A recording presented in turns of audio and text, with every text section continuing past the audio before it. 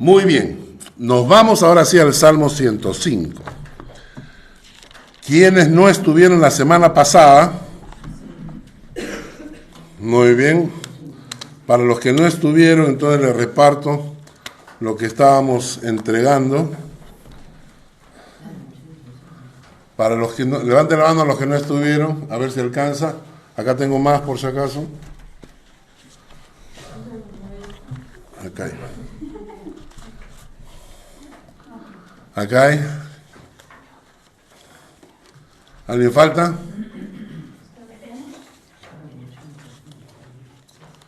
Muy bien.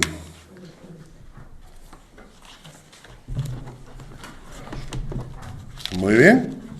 Salmo 105, la semana pasada estuvimos hablando cómo enriquecer mi relación con Dios. Para muchos la relación con Dios es una cuestión dominical, venir al domingo a la iglesia. Hace muchísimos años, en la época de mi abuela decía que había la ropa dominical, ¿no? La ropa que te ponía para ir a la iglesia, porque la iglesia... ¿Ah? La dominguear. Así es, entonces era la ropa de domingo, con esa ropa se iba a la iglesia, ¿no? Entonces, muchas personas tienen una relación con Dios así, una relación de domingo, ¿no? Y además de eso, quizás oran un poquito. Tenemos una relación con el Señor tan pobre que el domingo pasado, con el Salmo 105, aprendimos cómo podemos enriquecer esa relación, ¿no? Y les presenté desde el versículo 1 hasta el versículo 5 que hay 10 consejos con los cuales podemos enriquecer nuestra relación con el Señor, ¿no? Empezar alabando a Dios, que aquí en este texto significa reconocer y agradecer a Dios, ¿no? Aprender a invocar el nombre de Dios cada mañana temprano antes de salir de casa. Hay que dar a conocer entre los pueblos sus obras. Cantarle, ¿no? Hablar de todas sus maravillas a tus hijos, a tus compañeros de trabajo. Gloriarte era un término interesante, ¿no? Gloriarte significaba jactarte de tu Dios, ¿no? Jactarte del Dios que tienes, ¿no? Este es mi Dios, para que veas, ¿no? Alegrar el corazón. Dijimos que que había que aprender a alegrar el corazón con la palabra de Dios, que eso era mucho más barato que todos los cosméticos, porque dice la Biblia que el corazón alegre hermosea el rostro, ¿recuerdan? Entonces, si aprenden a alegrar el corazón, se van a ahorrar un montón de plata. Buscar a Jehová y su poder, buscar su rostro y acordarse de sus maravillas, de sus milagros, de sus juicios también, ¿verdad? Esto lo vimos la semana pasada. Ahora, vamos a entrar de frente al versículo 6 y vamos a leer en adelante. Oh vosotros, descendencia de Abraham, su siervo. Oh vosotros, descendencia de Abraham, su siervo, hijos de Jacob, sus escogidos. Él es Jehová nuestro Dios.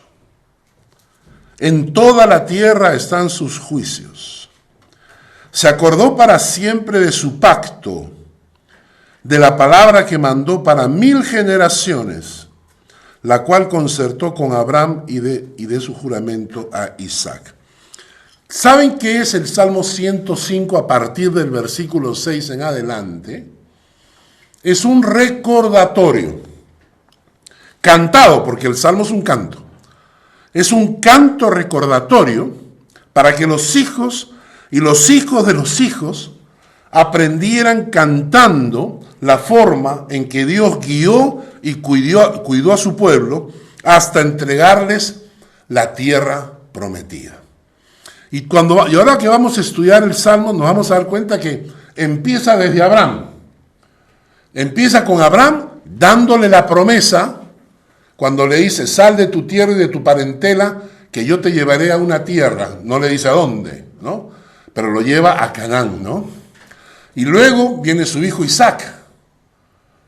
Y luego viene el nieto, Jacob, y les dice, a ellos le dice, a ti te daré esta tierra. La promesa de Dios. Y luego todo el capítulo es el recorrido desde Abraham hasta cuando tomaron posesión de la tierra prometida. Entonces el Salmo 105 es un recordatorio de las promesas de Dios y que se cantaban para que los hijos y los hijos de tus hijos aprendieran la historia del pueblo de Israel cantando. Una lección interesante, ¿no? Enseñar a nuestros hijos la palabra de Dios. Hay muchas canciones, escucho yo en el internet, muchas canciones bonitas, pero las que más me tocan el corazón son la palabra de Dios con música. La última canción que acabamos de cantar es un salmo. Te alabarán, oh Jehová, todos los reyes de la tierra, ¿no? Y muchas canciones de la Biblia se marcan en el corazón para siempre. Yo tengo canciones que recuerdo que las aprendí cuando tenía 18 años. Cuando estábamos en los campamentos con los jóvenes cantándole, ¿no? Yo no fui a la escuela dominical porque yo iba a la iglesia católica con mi abuela. Yo me convertí después, de adolescente. Y cuando me convertí, comencé a escuchar canciones, esas canciones se guardaron en mi corazón. Entonces, ahora sabiendo esto, vamos a empezar a estudiar la historia, ¿ya?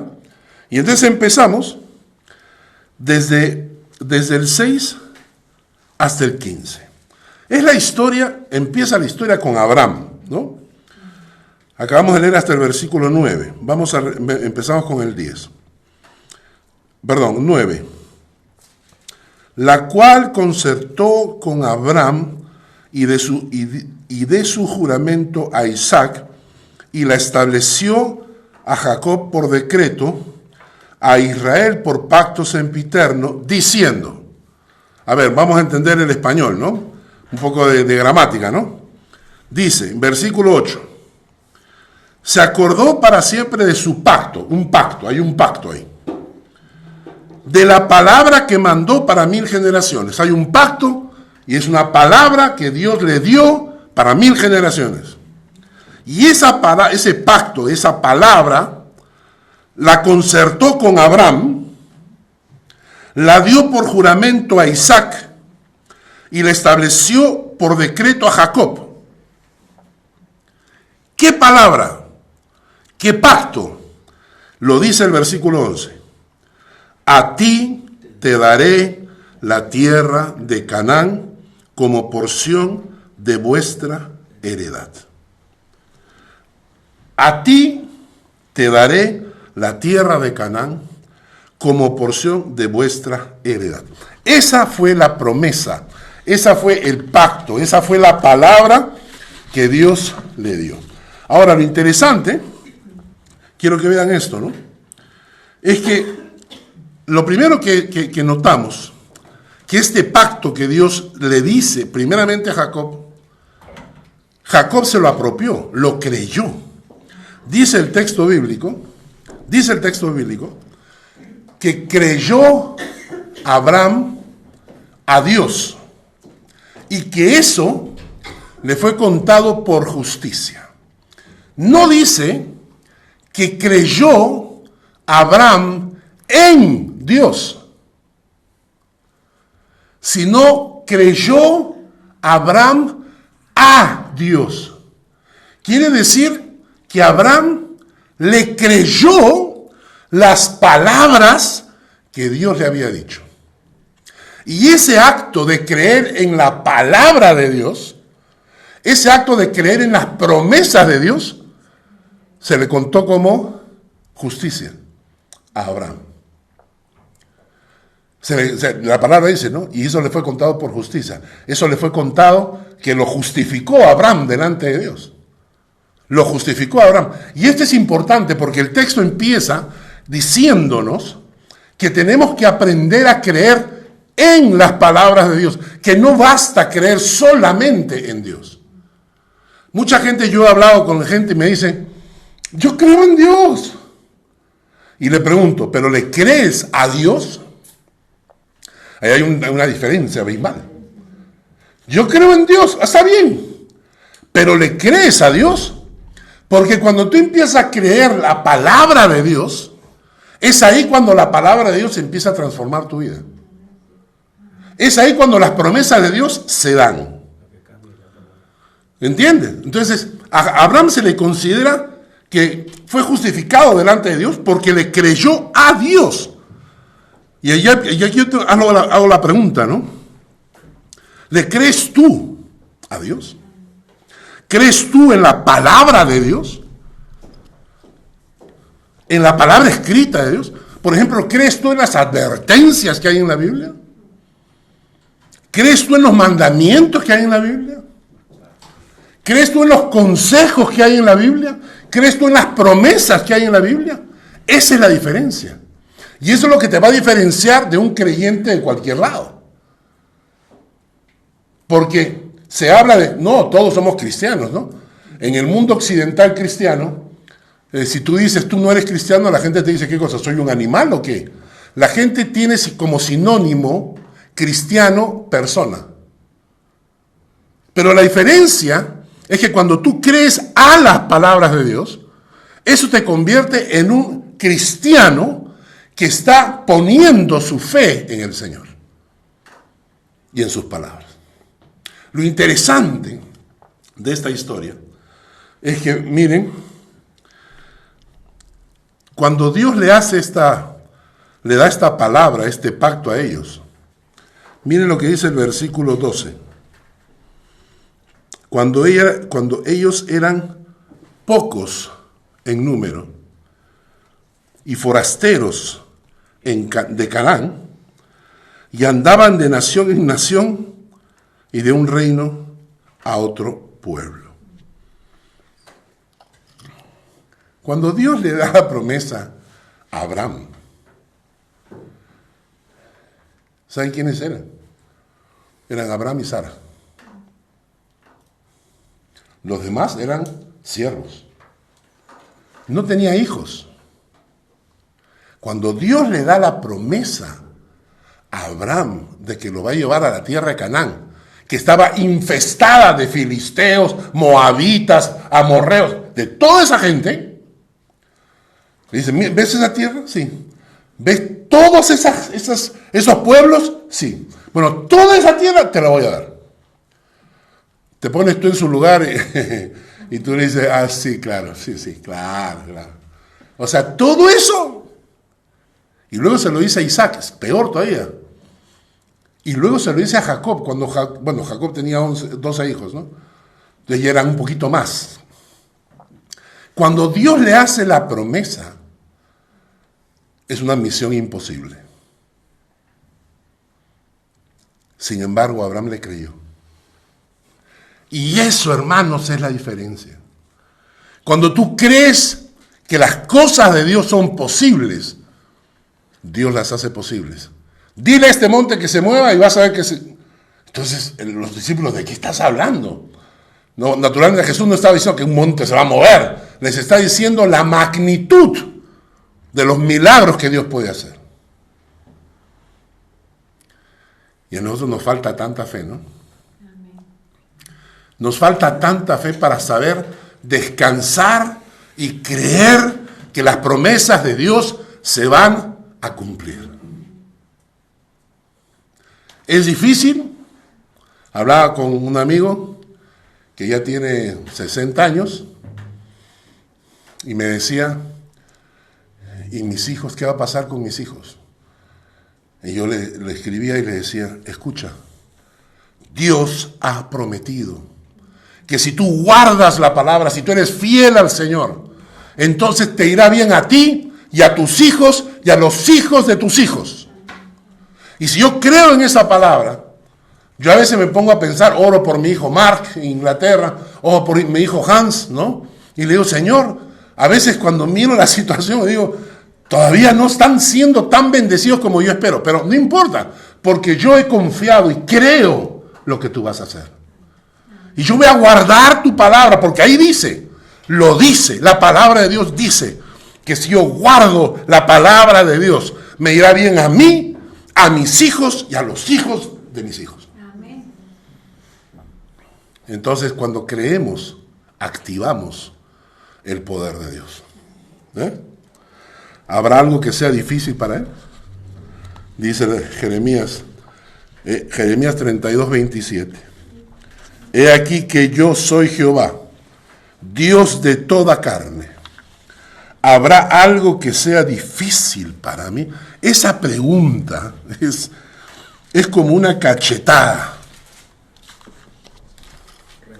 ¿Habrá algo que sea difícil para mí? Yo no sé si los traductores la pusieron ahí a propósito de esa forma, pero yo la leo y me avergüenza. Me avergüenza porque es como que Dios te está diciendo y te dice, o sea, ¿me entiendes? Ay, ¿habrá algo habrá que sea difícil para mí? ¿Conoces tú a ese familiar duro de corazón? ¿Crees que Dios no lo puede tocar? Si lo quebrantó a Pablo, ¿no lo va a quebrantar a él? Entonces, ¿habrá algo que sea difícil para mí?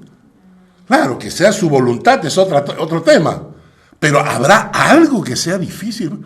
¿Perdiste el trabajo? ¿Difícil conseguir uno? ¿Habrá algo que sea difícil para mí? ¿No? Cuando descubriste que tu marido era un cocodrilo, ¿habrá algo que sea difícil para Dios, para actuar en su corazón? Entonces, la primera historia que acabamos de leer nos habla de Abraham, de Isaac, de Jacob. Cómo Dios les hizo una promesa imposible de cumplir, porque cuando Jacob entra a Egipto, eran 70 personas, dice la Biblia. Eran 70 personas. Y Dios les estaba prometiendo una tierra donde habían miles de enemigos. Así son las promesas de Dios. Imposibles, pero para Él no. Seguimos con el libro, con la historia, y ahora entramos a una parte que me parece impresionante, preciosísima. Versículo 16.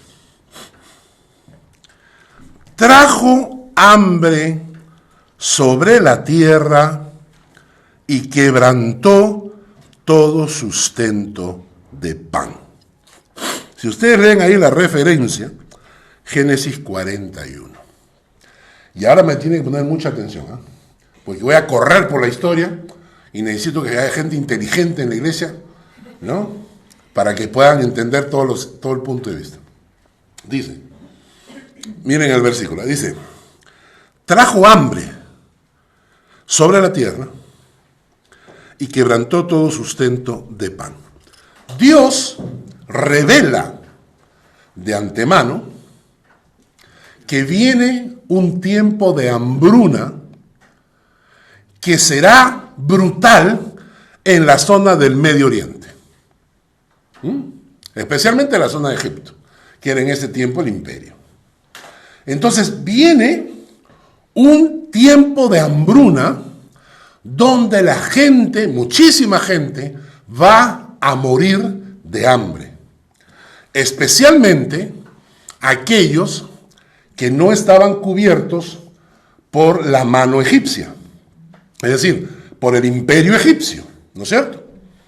Entonces, Dios revela que se viene esa hambruna. ¿A quién se lo revela?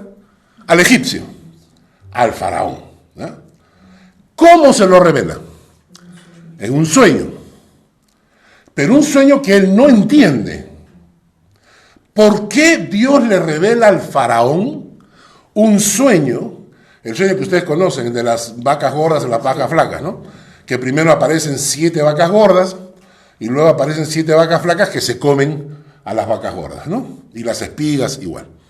Entonces, ¿por qué Dios le revela al faraón un sueño que el faraón no entiende? Ya mató a su gente, nadie le puede explicar nada. ¿Por qué es importante que faraón se conecte con José? Porque José sí le puede interpretar el sueño, ¿no es cierto? Y para que José llegue a la posición que está, que va a llegar, para proteger a su familia. ¿Ok? Entonces, el sueño, el faraón, no, ¿y ahora qué hago? ¿Quién me interpreta? Y entonces tiene que conectarlo con Daniel. ¿Cómo lo conecta? Por medio de un copero. 2 años antes, un copero y un panadero caen en desgracia delante del faraón y los mete a la cárcel. Porque supone que le estaban robando. Uno le robaba el pan, el otro le robaba el vino. Entonces, como estos dos aparentemente estaban robando, los mete a la cárcel. Ahí en la cárcel, los dos tienen un sueño. Y ellos se preocuparon por el sueño, pero ahí estaba José. Y José les revela a ellos al sueño. Al copero le dice, ahorita, en un par de semanas, vas a ser restituido a tu cargo. Y al panadero le dicen a ti, pobrecito, en 2 semanas te cortan la cabeza. Y entonces ocurre exactamente como él dijo. Pero van a pasar todavía 2 años, ¿ah? O sea, José estaba en la cárcel 2 años. Claro, era la mano derecha del carcelero porque se había ganado la confianza, pero el copero se acuerda y le dice al faraón, yo conozco a alguien que te lo interpreta. Muy bien. Me lo traen a José, que me va a interpretar el sueño. José se lo interpreta. Entonces, era importante que el faraón tuviera el sueño para conectarlo con José, que le había interpretado el sueño al copero, que el copero estaba al lado del faraón. Pero para que eso ocurriera, José tenía que estar en la cárcel. ¿Cómo hacemos para llegar a la cárcel? ¿Cómo hacemos para meter a José en la cárcel? Ya está. Lo denuncian falsamente por un intento de violación. Porque José era muy guapo. Acá les tengo una foto ahí está. Esa es una foto de José. ¿Qué pasó? ¿Qué pasó? Liliana se movió la silla. ¿Qué pasó? Ahí tiene una foto. Me mandaron una foto de José. Entonces, ¿qué pasa?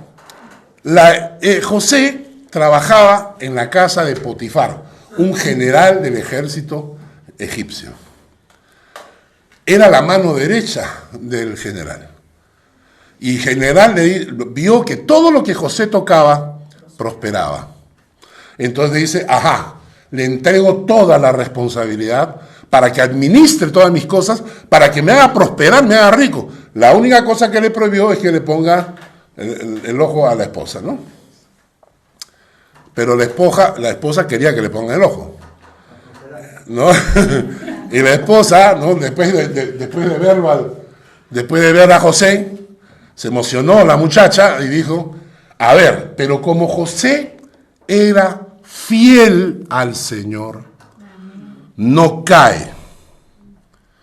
Y ella lo denuncia falsamente y de esa manera José llega a la cárcel donde conoce al copero que le va a hablar al rey para que el rey lo llame a José, le interprete el sueño y José termine siendo la mano derecha de Faraón. Pero ¿cómo llegó José a la casa de Potifar? Era uno de los hijos preferidos de Jacob, que se le va a cambiar después el nombre por Israel, y de ahí salen las 12 tribus de Israel, las 12 tribus de Jacob, las 12 tribus de Israel. Y era muy firme en las cosas de Dios. Era tan firme que sus 11 hermanos los tenía allí, ¿no? ¿Sabes qué? Ya insoportable, ¿no es cierto? El hermano bueno, y cuando uno tiene sus cochinadas ahí, los hermanos buenos no te caen muy bien. Entonces, planean la muerte de José. Se lo llevan un día al campo y deciden matarlo. Uno por ahí, como eran judíos, dice, mejor venderlo en lugar de matarlo. Entonces, se les ocurre, dice, mejor lo vendemos, ¿no? En lugar de matarlo, porque así nos ahorramos la sangre y además ganamos algo de platita. Lo venden al hermano. Y es esposado como esclavo. y llega como esclavo a Egipto, donde es vendido como esclavo a Potifar.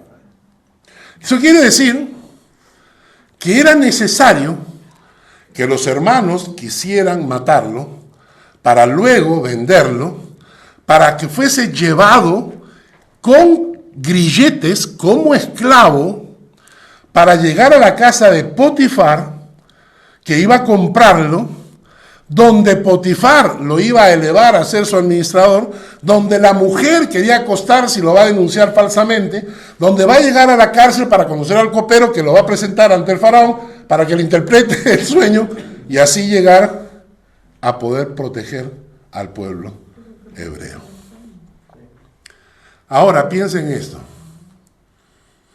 ¿Qué pensó José? Porque tuvo un sueño previamente. Y en el sueño, cuando él interpreta ese sueño a su padre, a Jacob, le dice que sus hermanos, incluyendo sus padres, se iban a inclinar ante él. Eso fue la gota que rebalsó el vaso. Imagínense el sueño que recibió José. Y dice, Dios mío, ¿qué está diciéndome Dios? Me está diciendo que mis hermanos, inclusive mis padres, se van a inclinar ante mí. O sea, ¿qué tipo de promesa es esa? Y de repente dice, estoy acá con grilletes. ¿Qué cosa? ¿Qué habrá pensado? Primeramente, ¿qué habrá pensado José y sus hermanos, no? Me lo van a pagar un día. Apenas me suelte, voy a regresar. Y uno por uno. ¿Qué habrá pensado, no? Él habrá dicho, Señor, es tu voluntad. Sospechamos que dijo eso porque su carácter en toda su vida siempre fue fiel al Señor. Pero debe haber sido duro, ¿eh? Debe haber sido duro. Y yo les digo, no estamos hablando de unos añitos. ¿Saben cuántos años tiene cuando es vendido? 17. ¿Y saben cuándo sus hermanos van a verlo para pedirle comida? Cuando él tiene 30. 13 años han pasado. Y José, ahí con los grillos, tú le preguntarías a Dios, ¿no? Pues yo le preguntaría a Dios. Señor, ¿cómo es esto? O sea, ¿qué pasó? ¿No? Entonces, bueno, la primera prueba es dura, difícil. Señor, ¿qué pasará? Pero yo donde Potifar. Mira. Ahora entiendo, Señor. Ahora entiendo porque mira, ahora soy la mano derecha de Potifar, estoy administrando, ya estoy bien, ya no soy como un esclavo, ya tengo ciertos derechos. Bueno, entonces fue una prueba, ¿no? Y luego viene la mujer y me denuncia falsamente. Y tú dices, Señor, pero si toda la cosa estaba bien. Y terminas en la cárcel. Imagínense. Esa es la perspectiva de José. ¿Cómo lo vio José? ¿No? ¿Cómo lo habrá visto los hermanos? Nos libramos de él. Nos ganamos alito de plata. Nos libramos de este antipático. ¿No? ¿Cómo lo habrá visto Potifar? Te dejé administrar todas mis cosas y me traicionaste tratando de violar a mi mujer. Eres una basura, José. Y él, pero yo no, a ti no te creo, le creo a mi mujer. Para llegar a la cárcel y para quedarse en la cárcel, después de conocer al copero, quedarse en la cárcel todavía 2 años más. ¿Y ustedes saben cuál es la visión de Dios? Salmo 105, versículo 17. Envió un varón delante de ellos. A José, que fue vendido por siervo. Afligieron sus pies con grillos. En la cárcel fue puesta su persona hasta la hora que se cumplió su palabra. Y noten la última línea. El dicho de Jehová lo probó. Para nosotros, o sea, cuando yo leí ese texto una mañana que estaba orando, envió un varón delante de ellos. ¿Quién lo envió? ¿Quién? Dios envió un varón. Pero si sus hermanos lo vendieron, ¿no? Pero si la mujer lo quiso violar, pero si estuvo metido en la cárcel. Esa es nuestra perspectiva de los problemas.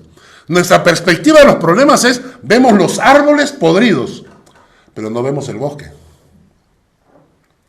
Nosotros vemos la piedra en el camino, pero no vemos la meta donde vamos a llegar. Y nosotros nos angustiamos por las cosas que nos pasan cuando no entendemos que Dios tiene una visión mucho más amplia. Y nos quejamos y nos angustiamos. ¿Cuántas veces yo le he dicho al Señor, Señor, ¿por qué? Señor, ¿por qué? Yo te sirvo desde que soy joven, Señor. ¿Por qué pasa esto? Señor, yo te entrego mi vida. ¿Por qué pasa esto? Y cuestionamos, ¿no? Porque nos olvidamos que Dios tiene una visión mucho más amplia que nosotros. Esta es una historia, es una telenovela, es una película, ¿no? Una telenovela, cómo los hermanos lo venden, esclavo, y Potifar, y la mujer, ¿no? Y toda esta historia, pero Dios encierra toda esa historia en una frase. Envió un varón delante de ellos, a José, que fue vendido por siervo. Afligieron sus pies con grillos. En cárcel fue puesta su persona, hasta la hora que se cumplió su palabra, hasta la hora en que se cumplió la palabra. Y entonces el dicho de Jehová lo probó. Envió el rey y lo soltó. El Señor de los pueblos le dejó ir libre y lo puso por señor de su casa y por gobernador de todas sus posesiones, para que reprimiera a sus grandes como él quisiese y a sus ancianos enseñara sabiduría. Perfecto. La historia continúa. Después entró Israel a Egipto, versículo 23. Después entró Israel a Egipto y Jacob moró en la tierra de Cam, de la tierra egipcia, ¿no? 70 personas entraron. Y multiplicó su pueblo en gran manera y lo hizo más fuerte que sus enemigos. Cambió el corazón de ellos para que aborreciesen a su pueblo, para que contra sus siervos pensasen mal. Dios cambió el corazón de ellos para que aborreciesen a su pueblo, para que contra sus siervos pensasen mal. Y esto se llama Operación Rescate de Egipto. Ellos han entrado 70. Algunos calculan que para estas alturas el pueblo hebreo eran de 2 millones de personas. 2 millones de personas. Los que habían escuchado la historia de José respetaban a los hebreos. Amaban a los hebreos, se habían mezclado con ellos. Pero han pasado cerca de 400 años. Es un tiempito, 400 años, ¿no? La aumentamos 100 años más y estamos en la época de Cristóbal Colón. O sea, 400 años han pasado. ¿Y qué ha pasado con el pueblo hebreo? Se han mezclado, ¿no? Mi sobrina Juancha se casó con el egipcio Pedro. Las familias se han comenzado a mezclar. Y no solamente se mezclan las familias, se mezclan los dioses. Empiezan a adorar y a creer en los dioses egipcios. Aguanta. ¿Cuál fue la promesa?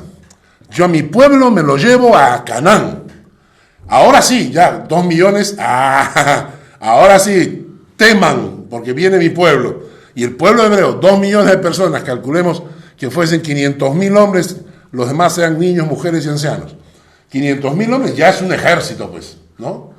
Entonces, ahora sí, mi pueblo puede entrar a la tierra de Canaán y conquistar la tierra de Canaán que yo le prometí a Abraham. Yo tengo que cumplir esa promesa. Entonces tengo que llevarme a mi pueblo a Canaán. ¿Quiere ir el pueblo? ¿Habrías salido tú de tu país si las cosas fueran bien? Si hubieras tenido una casa con piscina, un sueldo, un trabajo lindo, precioso, ¿te habrías venido a Suiza? ¿Ah? A mí no me saca nadie. Yo dejé todo para aprender alemán. Claro, era para la emoción. La emoción, me voy a Suiza a aprender el alemán. Eso le da sentido a mi vida, ¿no? Muchas personas que vienen acá, claro, o puedes venir por matrimonio, etcétera, pero la mayoría de personas que salimos buscando un futuro mejor para nuestros hijos. Y no es malo, es real. Claro que nos tenemos que comer, hay que pagar el precio de novato, ¿no? Pero nuestros hijos no, nuestros hijos ya están hechos. Ellos se criaron acá, ellos saben trabajar, ellos tienen cartón de acá, los contratan a cada momento. Nosotros pagamos las circunstancias, ¿no? Entonces, si ellos hubieran estado contentos y felices, los hebreos, viviendo con los egipcios, amiguitos, ¿no? ¿Habrían querido salir de Egipto? No. ¿Qué había que hacer? Había que indisponerlos. Había que indisponerlos para poder sacarlos. Y por eso Dios, versículo 25, cambió el corazón de ellos para que aborreciesen a su pueblo, para que contra sus siervos pensasen mal. ¿Te has puesto a pensar cuántas circunstancias adversas a veces Dios tiene que ponernos para sacarnos de donde estamos, donde nos sentimos cómodos? Nos sentimos tan cómodos y Dios quiere sacarte algo mejor. Entonces, ¿qué vamos a hacer? Vamos a indisponerlo al jefe.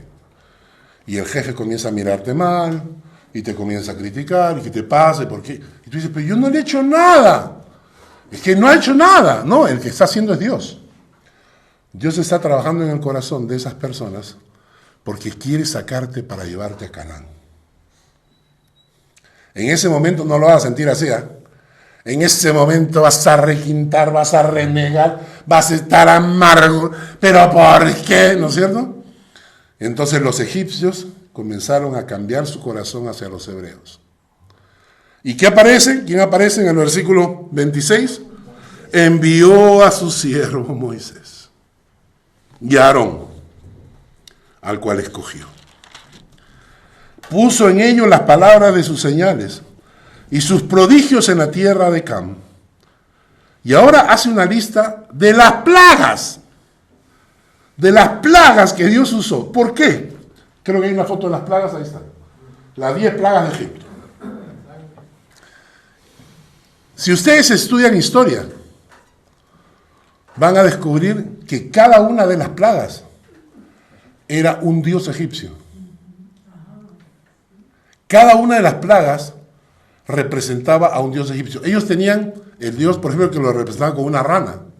Hay una plaga de ranas. Cada una de las plagas era la destrucción de uno de los dioses egipcios. ¿Y para qué? Para mostrarle a su pueblo que yo, Jehová, no hay Dios como yo. Y entonces leamos las plagas, ¿no?, que aparecen ahí. Envió tinieblas que lo oscurecieron todo. No fueron rebeldes a su palabra. Volvió sus aguas en sangre, ¿se acuerdan? Mató a sus peces. Su tierra produjo ranas hasta en las cámaras de sus reyes. Habló y vinieron de enjambre de moscas y piojos. En todos sus términos, les dio granizo por lluvia, llamas de fuego en su tierra, destrozó sus viñas y sus higueras y quebró los árboles de su territorio. Habló y vinieron langostas y pulgón sin número y comieron toda la hierba de su país y devoraron el fruto de su tierra. Hirió de muerte a todos los primogénitos en su tierra, las primicias de toda su fuerza. ¿Por qué el faraón no los dejó ir al principio? Primero porque el faraón dice, no, esto lo pueden imitar mis magos.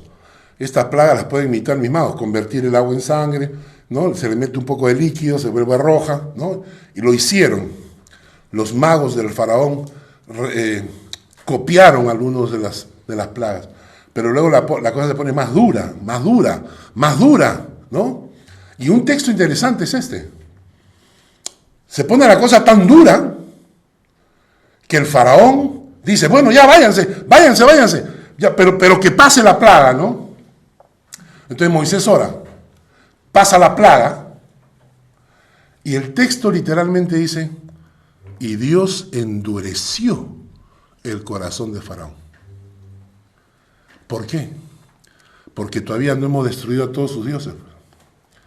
Hay que destruir a todos. Y Dios endurece el corazón de Faraón para mostrar que todos los dioses egipcios no eran tan poderosos como Jehová. Al final, la última plaga, la peor de todas, la muerte de los primogénitos. Y entonces el texto nos dice, ¿no? En versículo 36, hirió de muerte a todos los primogénitos en su tierra, las primicias de toda su fuerza. Y cuando ocurre la muerte de los primogénitos, se instaura la Pascua. Porque con la muerte de los primogénitos, Él le dice a su pueblo, pero tú vas a quedar cubierto con la sangre del cordero.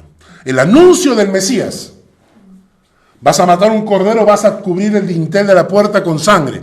Y cuando el ángel de la muerte pase, la ira de Dios que está cayendo sobre todo Egipto no tocará tu hogar. ¿Por qué? Porque tú estás cubierto con la sangre del cordero. Y yo estoy cubierto con la sangre del cordero. Y tú estás cubierto con la sangre del cordero. Y el ángel de la muerte no te toca. Porque la sangre del cordero nos cubre. Y entonces dice que quedaron los egipcios tan desesperados que les comenzaron a regalar oro para que se fueran. Y esto es verdad. Tú lees ahí la historia y dice que le regalaban oro para que se vayan lo más rápido posible. Y el texto continúa. Los sacó con plata y oro. Y no hubo en sus tribus enfermos. Dice el texto que ninguno se enfermó. Egipto se alegró de que salieran, porque su terror había caído sobre ellos. Ese es el Dios de Israel. ¿Quedó ahí? No. Tiene que caminar 40 años en el desierto hasta llegar a la tierra prometida. ¿Qué vamos a hacer? Dios intervino. Dios los sacó. Dios los llevó a Egipto. Y ahora los sacó de Egipto. Pero ahora son 40 años en que Dios camina con su pueblo.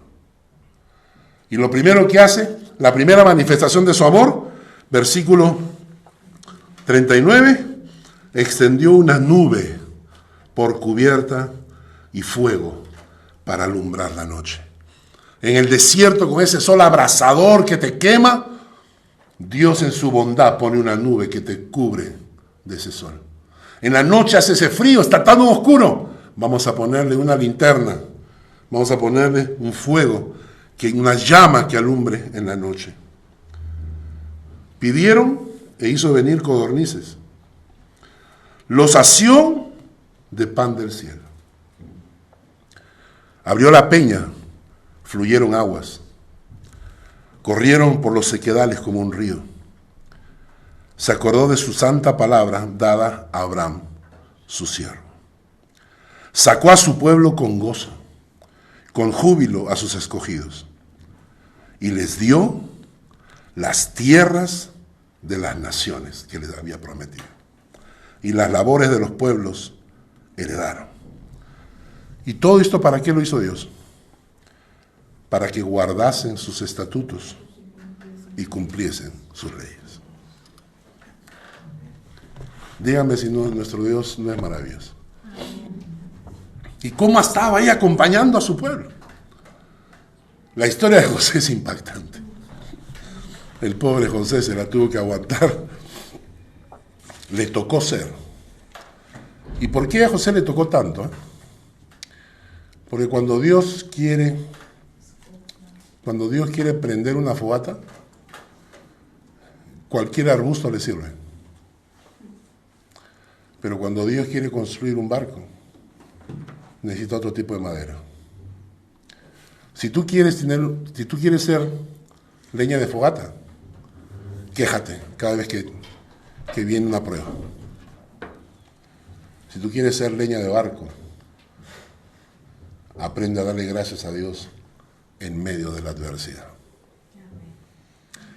Y Dios prometió y Dios cumplió. Dios los llevó a Egipto, Dios los sacó de Egipto y Dios los acompañó en todo el trecho. Dios nunca nos deja. Señor, gracias por esta palabra tuya, por el Salmo 105. A veces no entendemos, Padre, el problema de José. Pobre, pasó tanta cosa. Pero aquella frase, envió por delante a su siervo José. Todo parte de un plan impresionante. Padre, danos la fe para poder entender cuando las cosas no salen como esperamos. Danos la fe para creer que tú tienes propósitos mayores, que a veces las circunstancias adversas son parte de un plan mucho mejor que tienes preparado. Ayúdanos a descansar en eso, inclusive cuando la gente que nos rodea cambie su ánimo y nos empiecen a mirar mal, a tratar mal o nos quieran botar del trabajo, que sepamos que tu mano está ahí. Y esa fe, Padre, de creer esas cosas, de creer en tu palabra, fue lo que justificó a Abraham. Él supo creer en tus promesas, él supo creer en tu palabra. Cuando nos toque nuestro desierto, tu nube estará sobre nosotros y tu fuego nos acompañará en la noche. Gracias, Padre. En el nombre de Jesús. Amén.